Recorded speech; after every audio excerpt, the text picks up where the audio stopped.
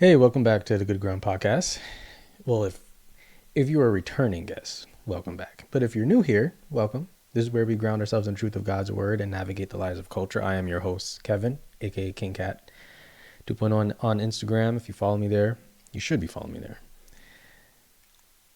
But I ran into this interview with Joni Lamb on the Strang Report. And since this story dropped, this has been nothing short of a wild ride of who loves the truth more and who's willing to cover it up more. And that's kind of what we're seeing right now. We're seeing people who have an insatiable desire and thirst for truth stay up on this story like nothing else. And then we have the other side. And yes, there is another side who will do whatever it takes to cover up the lie, to keep their own personal agendas on top. See, and watching this remind me that this is why it's so important to be a lover of the truth. Because right off the bat, we know, and I'm gonna go through certain points that really stuck out to me in this interview with Joni and Stephen Strang. And I'm, of course, going to have a biblical response at the end. But right off the bat, if you have just 2 brain cells, you know that this is an attempt to do damage control and restore Joni's image to the public eye. I mean, if you want to restore trust from people, the first place you go to, and you'll see, the first place you go to is not to your publisher. See, let me back up. I want to back up a little bit. I had the privilege of publishing through the storm, and you've been.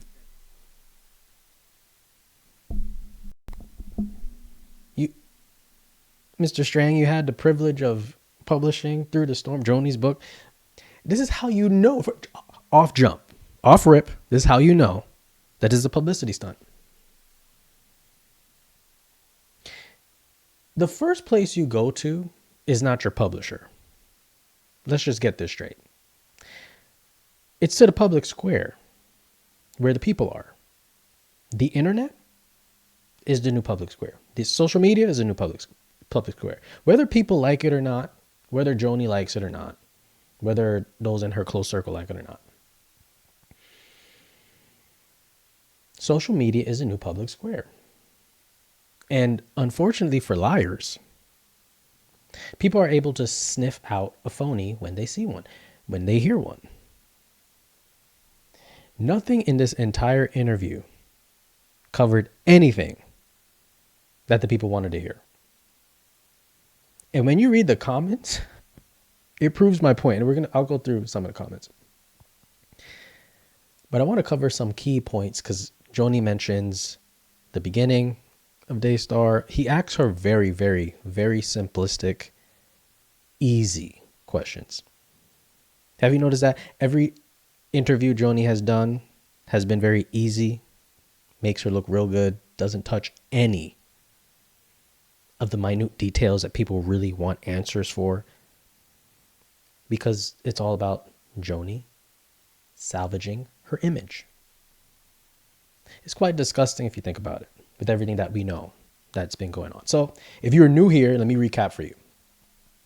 Daystar Television Network, co-founded by Marcus and Joni Lamb, has recently been embroiled in significant controversy. So late last year, I think around November, Jonathan Lamb, her son of Marcus and Joni Lamb, along with his wife, Susie, accused a family member associated with Daystar of sexually abusing their then 5-year-old daughter. They further alleged, Jonathan and Susie, that Joni, and also while Marcus was alive as well, attempted to cover up the incident to protect the network's reputation. Now, Joni has vehemently denied these assertions, asserting that an internal investigation found no evidence of wrongdoing. And if you look at what's going on with IHOP, Mike Bickle, we see how important a third-party investigation is. It's very important. Now, in response to the mounting allegations and the departure of several prominent ministries from Daystar, like Joyce Myers, Jesse Duplantis, Jack Graham, to name a few, Joni participated in a 40-minute interview titled Joni Lamb's Inspiring Story, Facing Adversity, Spiritual Warfare, and Expanding Daystar's Impact, where she sits down with Mr. Strang here and addresses the controversy surrounding her family and the network and how she overcame and went through the storms.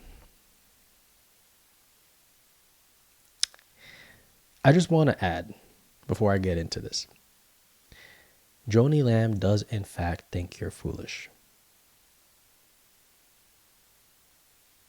Joni Lamb does in fact believe that you are not wise enough to figure out the truth. So what she's hoping is that you participate in the charade, the farce of her personal narrative. She doesn't want you to analyze.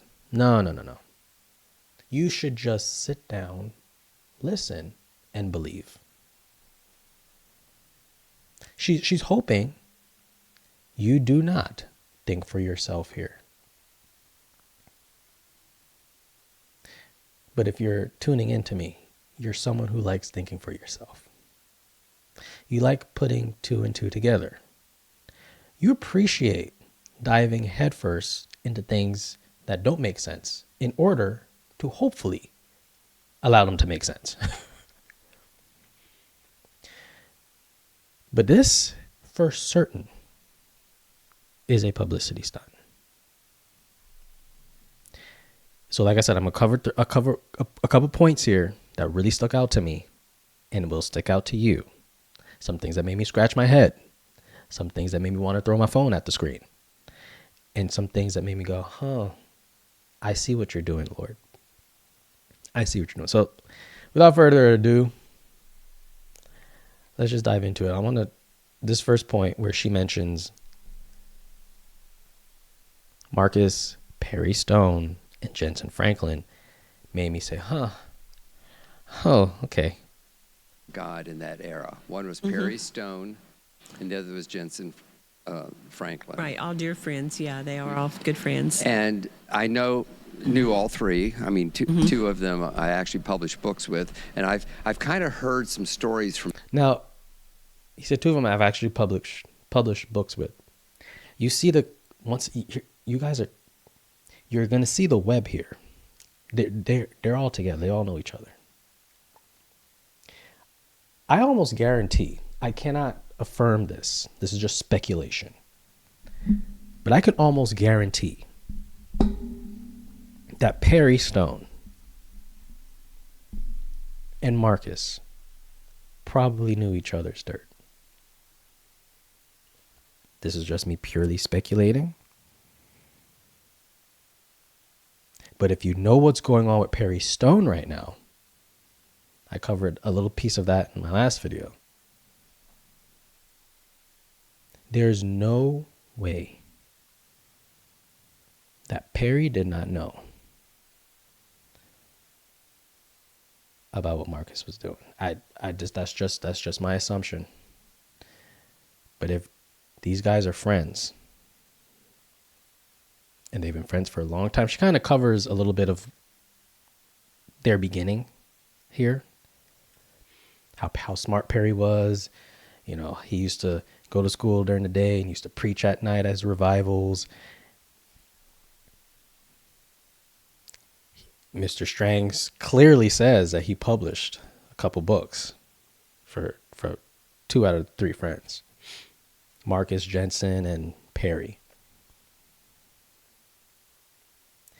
Perry, huge allegations towards him being very, very sexually explicit with certain women, certain married women. You know, Marcus in his 7-year affair. I don't know much about Jensen. I probably should. I should probably do some little homework on Jensen Franklin. If not him, this guy, I'm very sure you'll probably find something in his fan. But like I said, the web of lies surrounding all of this with these three men, with Joni, they all know each other's dirt. All speculation, but I'm very convinced. I'm very convinced. Which is why we don't see Perry Stone coming out talking against what's going on with all of this allegations with Daystar. That's one of the reasons why we don't hear him say anything. It's just weird. If you're hearing my dog Mako, he doesn't like Perry Stone either. He does. Every time I talk about Perry Stone, that's how he acts. No, I'm joking. From them. I just always thought it was very interesting. The three young guys kind of started off the same. And, you know, Perry Stone has a huge ministry, a huge influence, especially, I think of his... Now, let's skip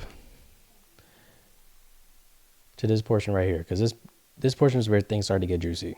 Faithfulness, like you said. By the time I wrote this book and by the time Marcus graduated to heaven, we had been through 40 lawsuits. And we had won all of those lawsuits. Now, this stuck out to me because this made me realize why I feel Joni Lamb is so confident. Especially here. We've won over 40 different lawsuits. Have you really, Joni? Y'all really won 40 different lawsuits? This claim that Daystar faced over 40 different lawsuits and won them all, none of that is substantiated. Like there are some notable cases involving Daystar. I mean, we know the 2010, 2011 sexual harassment case and the wrongful termination lawsuit with Marcus and, you know, his extramarital affair. We also know about the 2018 lawsuit against Eduardo Espinosa, because Daystar had sued him. He's a trustee of Life Partners holding over $10 million life insurance policy. In 2019, the court ruled in favor of Daystar. And when you're doing your background checks on these, it gets kind of weirder. Because in 2020, there was this PPP program, this Paycheck Protection Program. And Daystar had received like a $3.9 million PPP loan intended for employee payroll. And shortly after, they purchased this luxury Gulfstream V jet, leading to public scrutiny. This is kind of what people were kind of going back and forth about. You'll see like videos of Marcus going back and forth with, you know, certain, I guess, news outlets, stuff being interviewed in the streets about the jet. And following that controversy, Daystar repaid the loan with interest. But there's been a lot of shady stuff. And then there's the lawsuit with Silvergate Bank. Mind you, everything that I'm talking about, you can research for yourself. Right? So Word of Fate Fellowship Incorporated, aka Daystar, parent organization of Daystar. They sued Silvergate Bank and its CEO, alleging that $25 million in ministry deposits were practically misused in a cryptocurrency scheme involving FTX trading. And I believe the lawsuit, did it return of deposit plus restitution? Something like that. But then there's this current one, the sexual abuse cover-up allegations. Right? So once again, in late 2024, November, Jonathan, son of Daystar founder Marcus and Joni, along with his wife Susie, declared that their daughter was molested by a family member, and that this incident was improperly handled by Daystar's leadership, And that led to significant controversy and public scrutiny. Now, given the available information, it's clear that yes, they face several legal challenges, various outcomes. However, this assertion that Joni's bringing up, oh, we've won them all. The network's been involved in over 40 lawsuits and we won them all. That lacks a lot of sufficient evidence. And it appears to be a huge exaggeration. But once again, y'all do your homework. I did my homework. And Joni ain't really telling the whole truth here.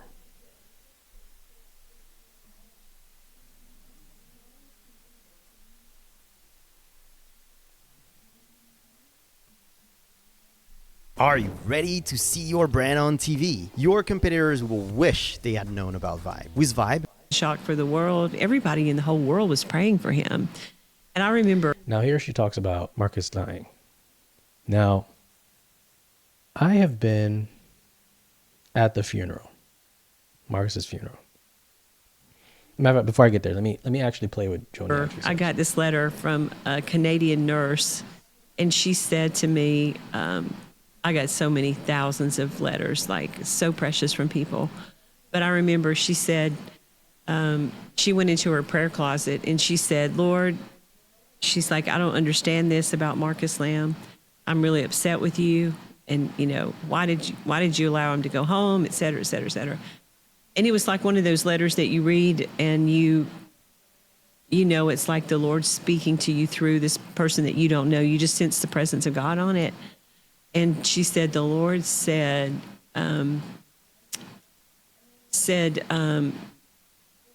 basically, you know, if I'm God, then it was I'm trying to think exactly. I can't think of the first two words, but basically,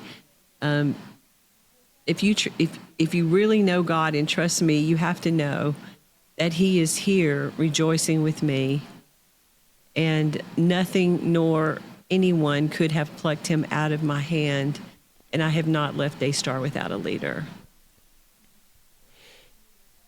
Joni assumes she's that leader.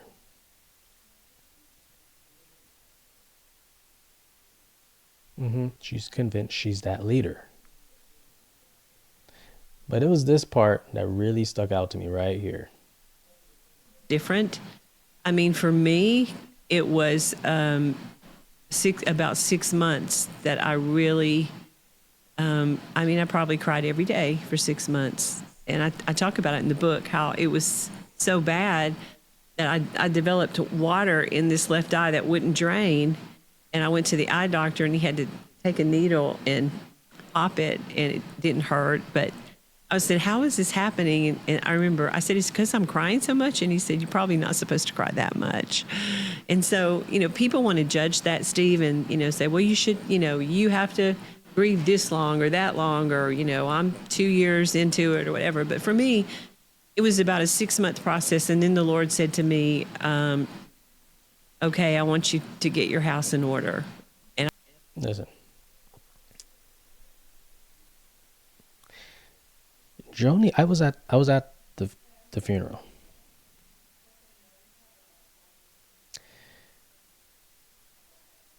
And I remember distinctly Jonathan, Susie, the siblings, they're all up there on stage. They're all crying. Rightfully so.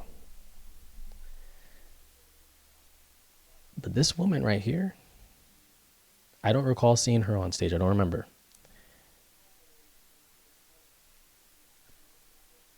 But they played a video, and I'm looking at Joni's face, and I'm like, this woman is way too strong.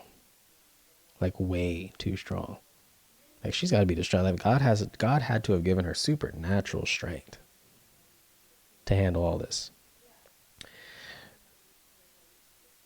But, you know, 6 months.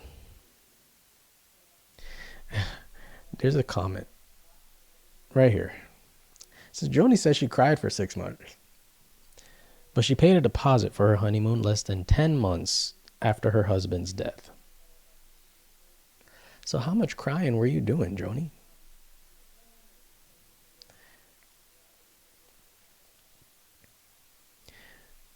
purely speculation.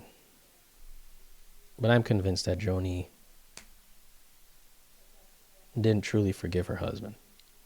So it was easy to move on.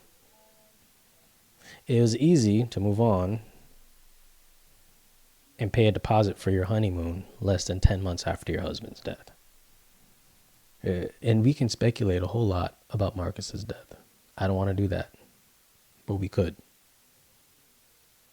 Let's go on. On a secular network. And I remember thinking, putting table talk on a secular network. Do you know this whole idea? I don't know why Christians are upset about the secular world. Because she wants to put table talk now on the secular network. Now, for the life of me,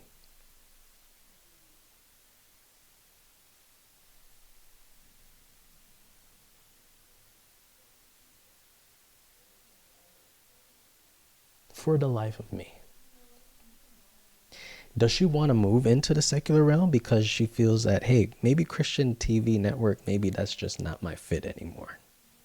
So let me run to the secular space.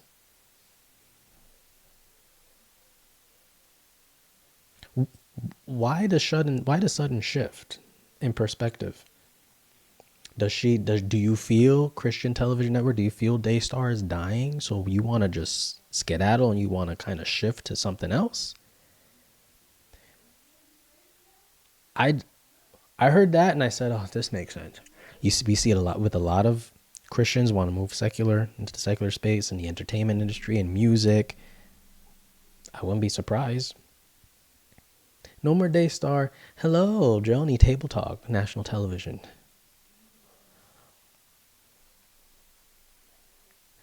Fake news, fake networks. Maybe let's continue. This one's pretty good. Not only will he be faithful, but, truth always prevails. Now here Joni is talking about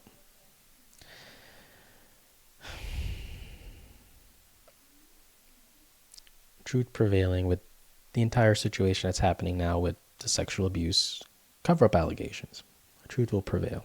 I'm going to cover this in the end.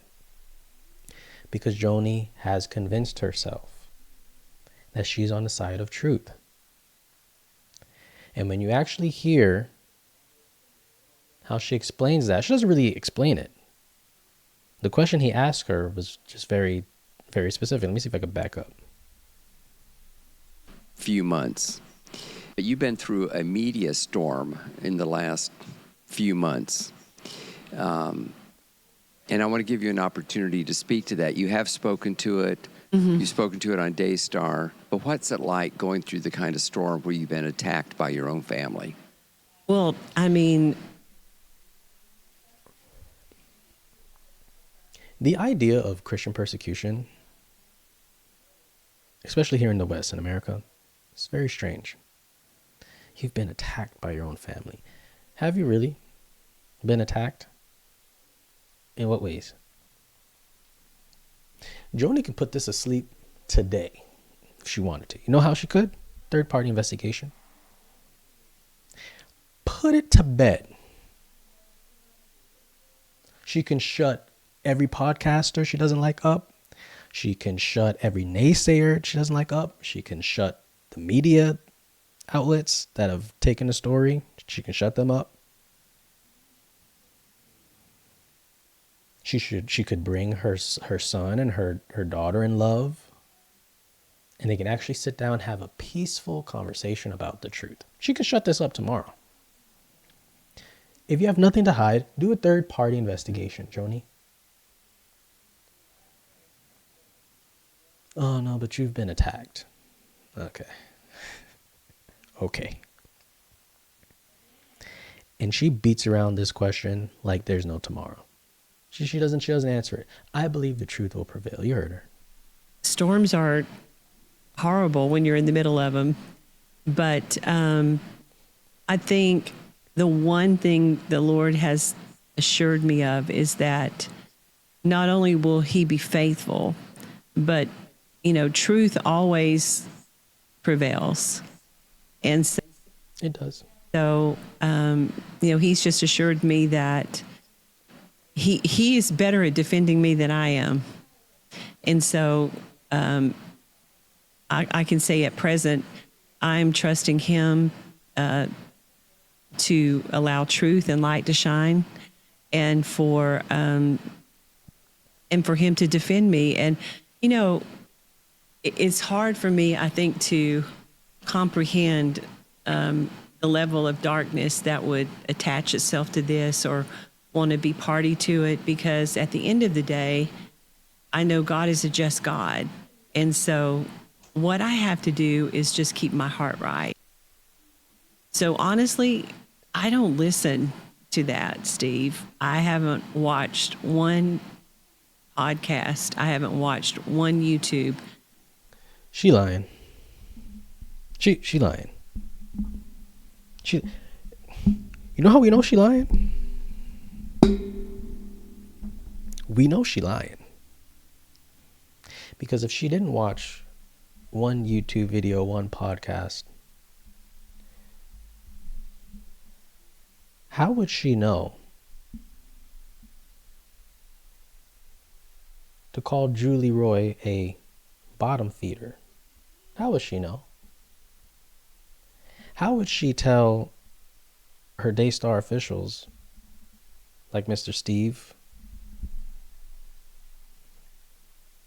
that Laura Lynn is nothing but a clickbait cockroach? How would she know? These things have to be okayed by Joni before they make it out. She would have to know who Julie Roy is in order to comment on Julie Roy and what she's saying. She would have to know Laura Lynn and what Laura Lynn is saying. Everything has to be checked by her before it goes out. She has to okay everything. So she's lying through her teeth. I don't listen to any YouTuber or I don't listen to anything. And you can tell by her body language, she's lying.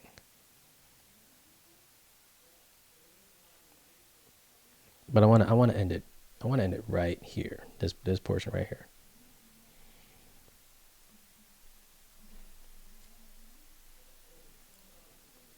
Check this out. I'm going to show you how I afforded this car. Okay, you ready? All right, simultaneously. But he's told me to keep my eyes on him and follow his lead, because it's like Rabbi Kurt Schneider told me the other day when he was a guest on Daystar. He's like, Joni, you have no idea. Daystar is one of the biggest funnels of preaching the gospel to the world. And he said, I just got back from Africa. He's like, you can't believe, the impact. And so this is how Joni justifies herself. Daystar is having such an impact, and this pastor comes back and says, I just came back from Africa, and it's making such an impact. You don't you see, Joni? Joni's like, oh yeah, of course.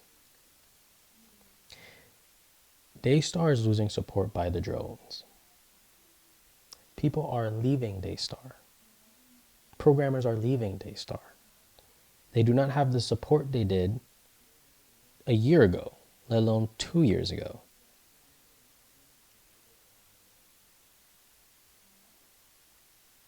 Do you see this? You see this? Joni's a definition of delusional. And you know why that is? When you read Ephesians chapter 4, verse 18, it says that they are darkened.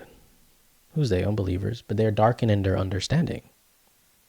They are alienated from the life of God because of the ignorance that's in them due to their hardness of heart. Joni's heart is hard. It's very hard. I mean, when you look at the analysis of this interview, the narrative that was framed. Oh, Joni positioned herself as this resilient leader facing unwarranted adversity, which can be interpreted as this attempt to garner public sympathy and shift focus from the specific allegations to her personal struggle. There's an emphasis on spiritual warfare by framing the situation as a spiritual warfare issue, that she suggests that the challenges are attacks on her faith and mission for Daystar, and potentially deflecting from the tangible accusations and portraying critics as adversaries to her religious cause. Then you have the lack of specificity. She doesn't specify anything in this interview. The interview appears to lack detailed responses to the specific allegations, which could be seen as an effort to avoid addressing the core issues directly, thereby controlling the narrative without engaging with contentious details. She doesn't deal with anything here. And then lastly, you got the public relations strategy, which is the point of the whole darn interview. The timing and the nature of this entire interview suggests that this was a strategy.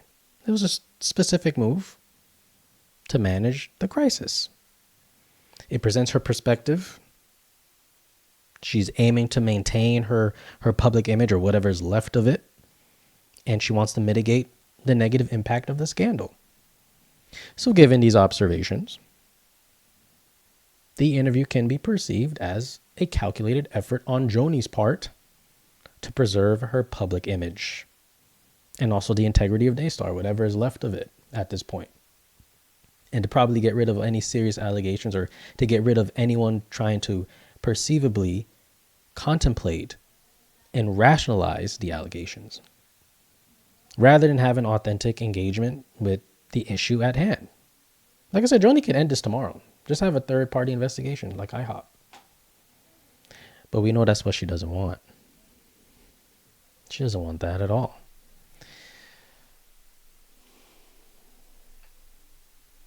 So what does the Bible actually have to say about this kind of stuff? What does God have to say about this? Covering up sin and confessing it. Proverbs 28 says, whoever conceals a sin will not prosper, but the one who confesses it will find mercy. The one who confesses and renounces it finds mercy. Joni's alleged attempt to cover this up, the scandal at Daystar, aligns with Proverbs 28 very perfectly. Hiding sin only leads to greater consequences. All she needs to do is repent, and it'll bring restoration. You'll see a great turnaround, but no. Secondly, spiritual leaders, at many times, especially in this hour that we're seeing, they abuse their power. The whole book of Ezekiel, specifically the 34th chapter, was about God rebuking his shepherds. It's like, woe to you shepherds, you take care of yourselves. Should shepherds not take care of the flock?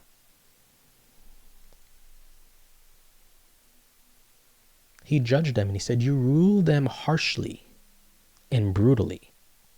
The entire chapter was a rebuke to them. So anyone says, oh, we shouldn't be talking bad about, these pastors, we should just let the Lord judge. For one, that's not biblical. We are commanded to judge. We're commanded to judge righteously. But God himself judges his shepherds, and he commands them to be held accountable. And Joni's leadership at Daystar should have been about protecting the vulnerable, specifically her granddaughter, a child in her own family. But instead, what she does is she condemns everyone who wants to hold her accountable. Instead, Ezekiel 34 condemns leaders who prioritize their power over the well-being of their own people. Jeremiah, same thing. In the book in Jeremiah, 23rd chapter, Jeremiah says, woe to the shepherds who destroy and scatter the sheep.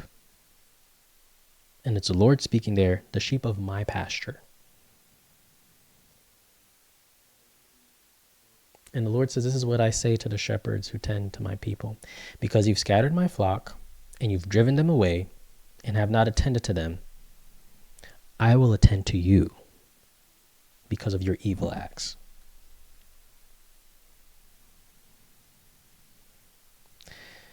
Joni's attempt to cover this up has damaged the faith of many people. who once trusted in Daystar. And God takes the corruption of spiritual leaders very seriously.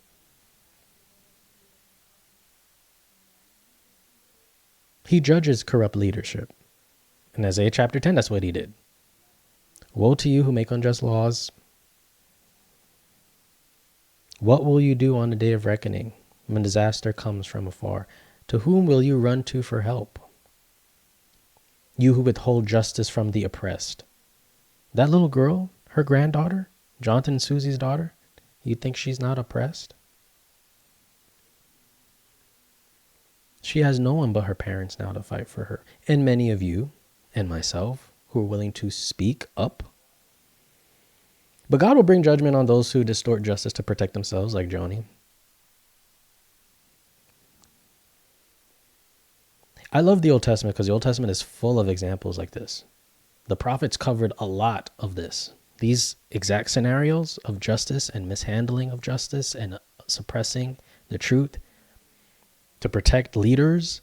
In the book of Micah, this is exactly what the Lord said. He said her leaders judge for a bribe, and her prophets, they tell fortunes for money. And Joni surrounds herself with a lot of false prophets. All for the money because they want to be on Daystar. In Micah, he says, yet they lean on the Lord and they say, oh, is not the Lord among us? Just like Joni, oh, the Lord, he spoke to me. The Lord is among us. The Lord has been for me. No disaster will come on us. You know what the Lord said? He said, therefore, because of you, I will plow Zion like a field. He's going to plow Daystar like a field. He sure will. God didn't reserve judgment for Israel just because it was Israel. Oh no, there's an inevitable justice that's coming. So even if Joni and Daystar try to suppress the truth, God's justice will prevail.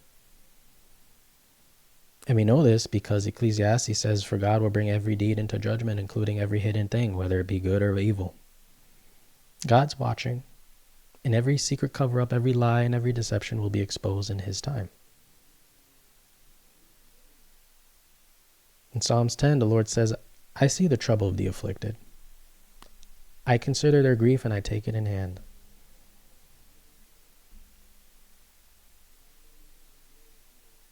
God is the defender of the innocent, and those who try to cover up evil will face his justice. So my final thoughts here, real simple. Joni's silence and her PR stunt to do damage control, it won't stop God's justice. If she's truly attempted to bury the truth, silence victims, protect the network over her own family or her own blood, her own son, granddaughter, she'll answer to it before God.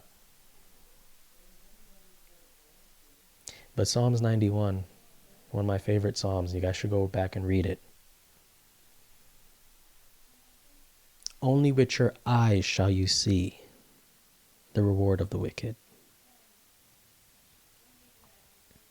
We're going to see the reward. We will see the reward. It will be public. It's not going to be in secret. Because what she did and hid in secret, God will expose it for all to see. Only with your eyes shall you see. Jonathan, Susie, they will see. Her granddaughter, she will see justice. Anyways, what do you think? Comment below. Like, subscribe. And I'll see you on the next one.